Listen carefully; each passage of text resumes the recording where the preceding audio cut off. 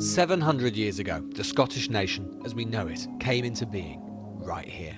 In the declaration of Arbroath of 1320, Scots promised that they would forever reject English domination. It was the start of a very old and often tense relationship, a story of different national wills which are once more diverging, casting the relationship anew. The events of recent years, the seemingly endless chaos born in Westminster, even the events of recent days, have continued to add to the sense for many Scots that the Union and all that goes with it is something that cuts against the Scottish grain. In recent months, something striking has happened to public opinion in Scotland. There now appears to be a sustained majority for independence. 7 consecutive polls have now put yes ahead, on an average support of around 53%, almost inverting the 2014 referendum result. Here we go. A combination of Brexit happening in fact rather than in theory, Boris Johnson's abysmal popularity ratings in Scotland, and general approval of how Nicola Sturgeon has performed during COVID seems to have given yes a significant edge. To the UK-wide laboratory capacity. There is something going on in and around the coronavirus pandemic where Nicola Sturgeon and the Scottish Government are seen as being very competent, in contrast to Boris Johnson, the UK government, which is not. You talk about competence. In terms of over COVID, say, I mean, in terms of outcomes, not entirely clear the Scottish Government has done any better than what's happened in Westminster. In the matter of public opinion about this, what really matters is public opinion. And the public is right in their assumption. They believe that the Scottish Government is doing a good job in difficult circumstances. Even if the outcomes are basically the same, or more or less the same I'm as not what, sure the on outcomes. care homes, on excess deaths, you know, it's especially different. Under decision not to go into lockdown earlier, this is all basically the same as Boris Johnson. Well, I don't think the public sees it that way here. I think people look at Nicola Sturgeon and say she's doing it well, Boris Johnson isn't.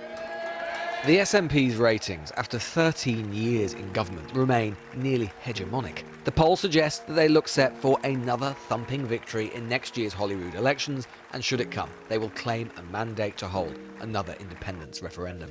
Meanwhile, unionist parties are doing even worse than before. Labour, who used themselves to be the hegemon of Scottish politics, remain adrift. Keir Starmer visited Scotland for the first time as leader today, and whilst his polling isn't bad, that of the party's Scottish leader, Richard Leonard, is poor, and he's struggled to make any impact. He's resisting an internal attempt to force him to resign. Why hasn't Labour made a comeback? Why is Labour still performing so poorly, even several years after you've been leader? People talk about you being non-existent. Well, the Labour Party is in third place. I inherited the Labour Party in third place. And still in third place. Well, and we are striving to make progress. And there were opinion polls at the end of last week which actually showed us overtaking the Conservatives. So we are on a trajectory. We are on a trajectory which is forward. It's a very slow trajectory. Well, you're going to need to speed up before next May. Well, yes, and that's what I intend to do. And look, I don't underestimate the scale of the political challenge. I was elected by the whole of the membership of the Scottish Labour Party. It's that group of people who gave me a mandate. They are who I am accountable to, and they strongly support my leadership of the Scottish Labour Party. Does Keir Starmer support your leadership of the Scottish Labour Party? Yeah, I work very well with Keir Starmer, yes. He said that to you, he wants you to stay on? Yeah, I work very well with Keir Starmer. But Labour have been moribund for half a decade or longer north of the border. It was the Tories who were supposed to be the Scots unionist champions, revivified under their former leader Ruth Davidson. But the Scottish Tories have been unable to escape the thrall of what's happening in London. A sense for some that Westminster has discredited itself and its custodians with it. Even this week, the suggestion of breaking international law as part of the UK Internal Market Bill might hardly have been better designed to repel some of the voters who saved the Union 6 years ago.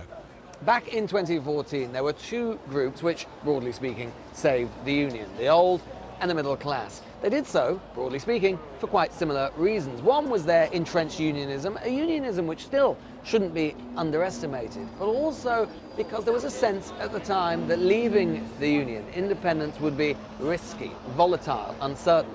But now there is a sense which some believe is driving support for independence, that these people now think that the risky thing, the uncertain thing, the volatile thing, is the Union itself. The Tories do have a new leader in MP Douglas Ross, but you can hear the frustration not far from the surface.